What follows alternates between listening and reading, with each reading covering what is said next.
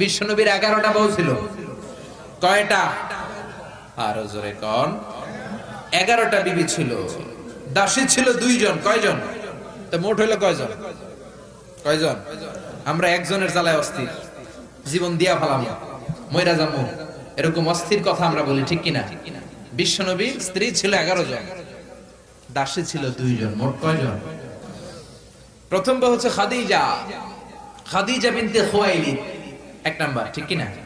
তারপরে আয়েশা বিনতে আবি বকর, হাফসা বিনতে ওমর, জাইনাব নামে 2 বউ, জাইনাব বিনতে জাহাশ, জাইনাব বিনতে খুজাইমা, সাফিয়া বিনতে হুয়াই ইবনে আখতাব, সাউদা বিনতে জামাআ, জুয়াইরিয়া বিনতে হারিস, মাইমুনা বিনতে হারিস, উম্মে হাবিবা রমলা বিনতে আবি সুফিয়ান, উম্মে সালামা বিনতে আবি উমাইয়া। এই 11 জন বউ ছিল। সুবহানাল্লাহ। 2 জন দাসী ছিল। একজনের নাম রাইহানা বিনতে যায়েদ আন-নাদারিয়া, আরেকজনের নাম মারিয়া বিনতে শামউন আল-কিবতিয়া। চিল্লায় পড়েন আল্লাহু আকবার। অনেক ইহুদি খ্রিস্টান নাস্তিকের দলেরা বলে, নাস্তিকের বাচ্চারা বলে বিশ্বনবী নাকি নারী পূজারী ছিলেন, নারীর দেহভোগ করার জন্য এতগুলো বিয়ে করেছেন। কপাল পোড়া, একটা বিয়ে বিশ্বনবী নিজের মন গড়া করে নাই, করেছেন কার আদেশে? জোরে বলেন, কার আদেশে? বিশ্বনবীর প্রথম বিয়েটা যখন বিশ্বনবী করেছেন বয়স ছিল কত? সবাই বলেন। বিশ্বনবীর বয়স ছিল 25 বছর। আর বিয়ে করেছেন খাদিজাকে, খাদিজার বয়স ছিল কত?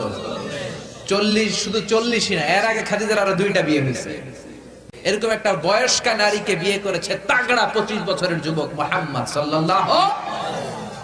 বিশ্বনবী যদি নারী পূজারী হতেন, 25 বছর বয়সে মক্কার সবচাইতে সুন্দরী সুন্দরী তরুণীগুলো বিশ্বনবীকে বিয়ে করার জন্য পাগল পাড়া ছিল। বিশ্বনবী জীবনেও নারীদের দিকে চোখ তুলে তাকান নাই। রব্বুল আলামিনের আদেশে তার অন্তরে ইলহাম হয়েছে, খাদিজাকে তিনি প্রথম বিয়ে করলেন। 25 বছরের তাগড়া যুবক বিয়ে করলেন, 2 বার তালাক খাওয়া, অনেকগুলো সন্তানওয়ালা একজন মহিলা, প্রৌঢ়া নারী খাদিজাকে। সুবহানাল্লাহ। 4টা কারণে বিশ্বনবীর এতগুলো বিয়ে হয়েছে। কয়টা? একটা এডুকেশনাল কজ, একটা সোশ্যাল কজ, একটা পলিটিক্যাল কজ, একটা লিগ্যাল কজ। 1 নম্বরে হচ্ছে এডুকেশনাল কজ। জেনে নেন কেন বিশ্বনবী এতগুলো বিয়ে করেছে। মন গড়া করে নাই, আল্লাহর আদেশে করেছে, ঠিক কিনা? 1 নম্বরে এডুকেশনাল কজ। নারীদের বিভিন্ন গোপন মাসালা বিশ্বনবীর কাছে এসে মহিলা সাহাবারা জিজ্ঞেস করতে পারতো না লজ্জার কারণে। এজন্য আল্লাহ বললেন, ও নবী বেশি বেশি বিয়ে করেন, আপনার বউয়ের সংখ্যা হবে 13 জন। মদিনার সব মহিলা সাহাবীগুলা এসে আপনার বিবিদের কাছ থেকে মাসালা শিখে যাবে। লজ্জাকর মাসালাগুলো নবী আপনার কাছে এসে জিজ্ঞেস করা দরকার নাই, আপনার বিবিদেরকে আপনি শিখাবেন, আর বিবির কাছে এসে এসে মদিনার মহিলা সাহাবারা শিখে ইসলাম প্রচার করবে। চিল্লায় কোন আল্লাহু আকবার। এটা হচ্ছে 1 নাম্বার কারণ এতগুলো ওয়াইফ হওয়া। 2 নাম্বার কারণ হচ্ছে সোশ্যাল কারণ। আমার নবী সামাজিক ছিলেন। বিশ্বনবীর রাইট হ্যান্ড ছিল আবু বকর, এই জন্য ডান হাতটাকে শক্ত করার জন্য আবু বকরের মেয়েকে বিয়ে করলেন। বিশ্বনবীর বাম হাত ছিল সাইয়েদনা ওমর, বাম হাতটাকে আরেকটু মজবুত করার জন্য ওমরের মেয়ে হাফসাকে বিয়ে করলেন। ইসলামের 4 জন খলিফার 2 জন বিশ্বনবীর শ্বশুর, বাকি 2 জন বিশ্বনবীর জামাই। সুবহানাল্লাহ। আবু বকর কিন্তু বিশ্বনবীর শ্বশুর, ওমর ফারুক কিন্তু বিশ্বনবীর, আর উসমান আর আলী ছিলেন বিশ্বনবীর জামাই। সুবহানাল্লাহ পড়েন। 2টা কারণ গেল, একটা এডুকেশনাল, একটা গেল সোশ্যাল। 3 নম্বরে হচ্ছে পলিটিক্যাল কজ, রাজনৈতিক কারণে। বিশ্বনবী ইহুদিদের দুর্গ খায়বারে আক্রমণ করেছেন। আল্লাহু আকবার। খারিবাত খায়বার, খায়বার ভেঙে চুড়ে মেসাকার করে দিয়ে ইহুদিদের সাথে যুদ্ধে বিশ্বনবী বিজয় লাভ করে ফেললেন। ইহুদিদের সর্দার হুয়াই ইবনে আখতাব হ্যান্ডকাফ পরে বিশ্বনবীর সামনে এসে দাঁড়িয়েছে। বিশ্বনবী ছিলেন দয়ার নবী, মায়ার নবী। সাহাবারা বললেন, ও নবী, হুয়াই ইবনে আখতাবের একজন কন্যা আছে, বিধবা। বিশ্বনবী মনে মনে ভাবলেন, শত্রুর এই মেয়েটাকে যদি বিয়ে করি, শত্রুর দল হয়ে যাবে আমার শ্বশুর বাড়ি। সুবহানাল্লাহ। ইহুদিদের বিশাল এই গোত্র, এই মেয়েটার আমি বিয়ে করলে এই দুর্গের লোকেরা হবে আমার শ্বশুর বাড়ি। বিশ্বনবী প্রস্তাব দিলেন, তুমি আমার সাথে বিয়েতে রাজি আছো কিনা? সাফিয়া নামক ওই মহিলা রাজি হয়ে গেলেন। বিশ্বনবী বিয়ে করলেন। ইহুদিরা কয়, হায় হায়, এতদিন মুহাম্মাদের সাথে মারামারি করতাম, এখন মুহাম্মদ হইছে আমগো বেয়াই। কি হইছে? ইহুদিরা কয়, আর কিলাকিলির দরকার নাই, সবাই পড় লা ইলাহা ইল্লাল্লাহু মুহাম্মাদুর রাসূলুল্লাহ সাল্লাল্লাহু আলাইহি সাল্লাম। এই পলিটিক্যাল কারণে আরো একটা বিয়ে বাড়ছে। এই সাফিয়াকে বিয়ে করেছে পলিটিক্যাল কারণে। এরপর বনি মুস্তালিকের যে সরদার, তার মেয়েকে বিশ্বনবী বিয়ে করেছেন পলিটিক্যাল কারণে। চারটা কারণে তিনটা বললাম, আরেকটা হচ্ছে লিগ্যাল কজ, আইন শিখানোর জন্য, ইসলামিক কোডিং এন্ড রুলিং শিখানোর জন্য, হুকুম আহকাম শিখানোর জন্য। আপনার যে পালক পুত্র, এটা কিন্তু আপনার আসল পুত্র নয়, আপনি কিন্তু পালক পুত্রের আসল বাবা নন। যে তাকে জন্ম দিয়েছে ওই জনক লোকটাই হচ্ছে তার আসল বাবা, ঠিক কিনা? বিশ্বনবী একজন পালক পুত্র পাললেন, নাম যায়েদ ইবনে হারেসা। মক্কার লোকেরা বলতে আরম্ভ করলো যায়েদ ইবনে মুহাম্মদ, মানে মুহাম্মাদের ছেলে যায়েদ। আসলে কি যায়েদ মুহাম্মাদের ছেলে? হারেসার ছেলে। এটা বোঝানোর জন্য আল্লাহ বললেন যায়েদকে বলেন তার স্ত্রীকে তালাক দিতে। তালাক হয়ে গেল, নিজের পালক পুত্রের ছেলেকে বিশ্বনবী বিয়ে করে মক্কা মদিনার লোকদের চোখের মধ্যে আঙ্গুল দিয়ে দেখাই দিলেন, দেখো পালক পুত্রের ছেলেকে বিয়ে করা যায় তালাক হওয়ার পরে, কারণ পালক পুত্র নিজের ছেলের মতো নয়। চিল্লায় বলেন ঠিক কিনা? এই জন্য বিশ্বনবীর বিয়ের সংখ্যাগুলো বাড়িয়ে দিয়েছে কে? প্রথম বিয়ে করলেন খাদিজাকে। বিশ্বনবী খাদিজারে এত ভালোবাসতেন, খাদিজা ইন্তেকালের পরে বিশ্বনবী যেই বছরটা কাটিয়েছেন, বিশ্বনবী এটার নাম দিয়েছেন আমুল হুজুন, দুঃখের বছর। যেই বছর খাদিজা ইন্তেকাল করলো ওই বছরটাকে বিশ্বনবী নাম দিয়েছেন দুঃখের বছর। বিশ্বনবী খাদিজারে এত ভালোবাসতেন, দোয়া করার সময় বিশ্বনবী চোখের পানি ছেড়ে দিয়ে আল্লাহরে বলতেন, আল্লাহ কিয়ামতের ওই কঠিন দিন, যেদিন মা ছেলেরে চিনবে না, বাবা মেয়েরে চিনবে না, বন্ধু বন্ধুরে চিনবে না, পীর সাহেব মুরিদরে চিনবে না, মুরিদ পীর সাহেবরে চিনবে না, ওই কঠিন দিন আমি যেন আমার খাদিজারে ভুলে না যাই, ওই দিন যেন আমি আমার খাদিজার কথা মনে রাখি। মা আয়েশা খাদিজাকে নিয়ে খুব গায়রাত করতেন, মানে হিংসা করতেন। একদিন বললেন, ও নবী, বারবার ওই বুড়ি মহিলার কথা বলেন কেন? ওই বুড়ি তো কবে মরে গেছে, বুড়ির পরে আমাদেরকে আল্লাহ আপনার বউ বানিয়েছে, আমাদেরকে পেয়ে কি আপনি খুশি নন? ওই বুড়ির পরে সুন্দরী সুন্দরী বিবিকে আল্লাহ আপনারে দান করে নাই। বিশ্বনবী মা আয়েশার থুতনিটা ভেবে চেপে ধরলেন, কোনোদিন কোনো বিবির গায়ে হাত তোলে না, এই প্রথম আয়েশার থুতনিটা চেপে বললেন, আয়েশা খবরদার, খাদিজার বিরুদ্ধে কোনোদিন এরকম হিংসাত্মক কথা বলবো না, খাদিজার মতো আমি একটা বউ পাই নাই। চিল্লায় বলেন আল্লাহু আকবার। এটা বলছে রাগের মাথায়। আবার অন্য সময় আয়েশারও প্রশংসা করে দিয়েছে, চিল্লায় বলেন সুবহানাল্লাহ। খাদিজা যখন ইন্তেকাল করে বিশ্বনবী গোসল করালেন, কাফন হলো, দাফন হলো, কবর দিলেন, নিজে দাঁড়িয়ে দোয়া করলেন। খাদিজাকে কবরে দেওয়ার পরে সাহাবারা ঘরে ফিরে যায়, বিশ্বনবী যায় না। আবু বকর বললেন, ও নবী চলেন ঘরে ফিরে যায়। বিশ্বনবী বললেন, আবু বকর তুমি যাও, আমি যাব না, কারণ যেই মহিলাটাকে এই মাত্র কবরে শোয়াই দিলাম সাধারণ কোন মহিলা না, আমার বিপদের দিনের সঙ্গিনী খাদিজা।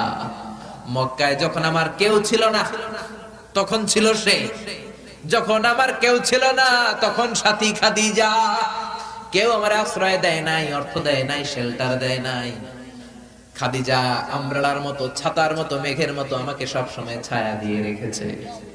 মক্কার লোকেরা আমারে 3 বছর জেল খাটালো, ওই জেলখানার ভিতরে কেউ যায় নাই, খাদিজা গিয়েছে। আল্লাহু আকবার।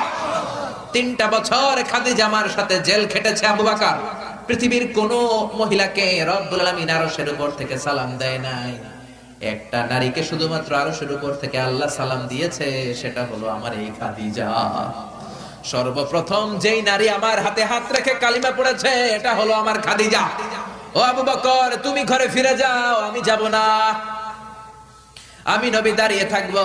খাদিজার কবরের 3টা প্রশ্নের জবাব, মার রব্বুকা ওয়া মা দীনুকা ওয়া মান হাযার রাজুল। এই খাদিজার কবরের 3টা প্রশ্নের জবাব আমি নিজে দিয়ে তারপরে আমি ঘরে যাব রে আবু বকর।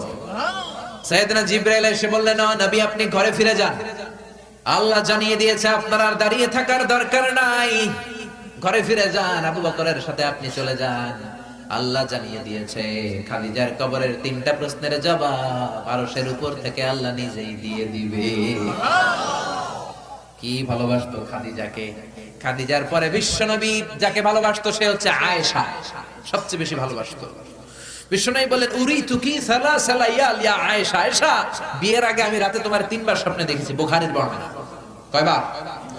এই 3বার স্বপ্নে দেখার পর তোমার চেহারাটা জান্নাতের একটা রেশমি কাপড়ে এনে জিবরাইল বলল, বিশ্বনবী দেখুন তুমি এটারে কেমন লাগে? আমি বললাম ভালো লাগে।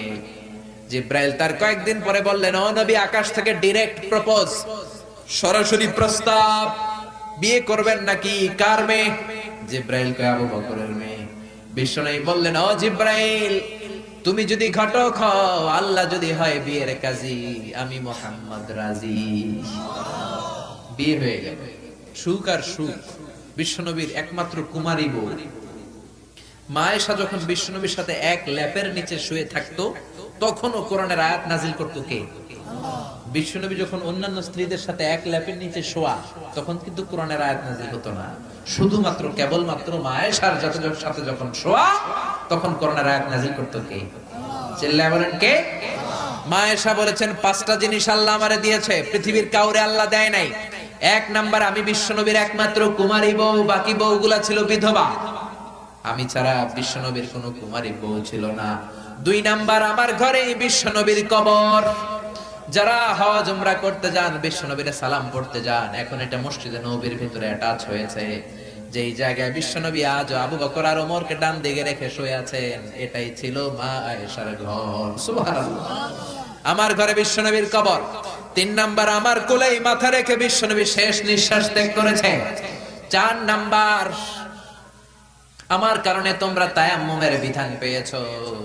এই যে আমরা ওযু না করতে পারলে, পানি না পেলে তায়াম্মুম করি, এটা মা আয়েশার কারণে আমরা পেয়েছি। সুবহানাল্লাহ। বনুল মুস্তালিকের যুদ্ধ থেকে বিশ্বনবী ফিরে আসছেন, পথিমধ্যে মা আয়েশা গলার লকেট হারায় ফেলছে। লকেট চিনেন নাকি চেইন চিনেন?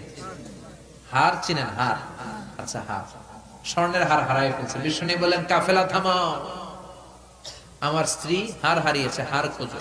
সবাই হার খুঁজতে খুঁজতে ওদিকে মাগরিবের সময় চলে যায়। এখন কি করবে?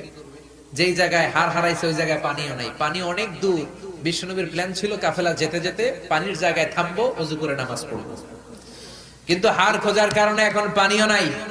তখনও তায়াম্মুমের বিধান মুসলমানরা জানে না, আল্লাহ জানায় নাই, নাজিল করে নাই।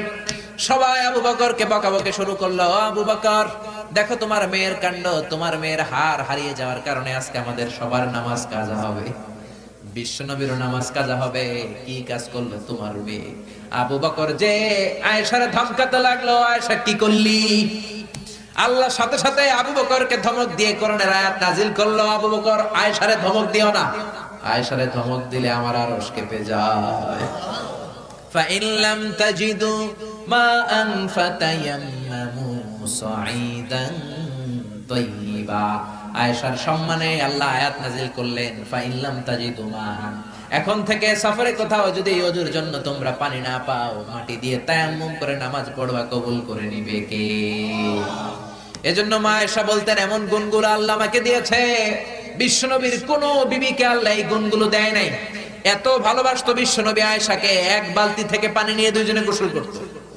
1 বালতির মধ্যে পানি নিয়ে 1 মগ দিয়ে বিশ্বনবী মাথায় পানি ঢালে, আর 1 মগ দিয়ে মা আয়েশা ঢালে। গ্লাসের যেই জায়গায় ঠোঁট লাগিয়ে মা আয়েশা পানি খেত, ওই জায়গাটা খুঁজে খুঁজে বিশ্বনবী ওনার ঠোঁট লাগিয়ে পানি খেতেন। সুবহানাল্লাহ। আস্তে কই,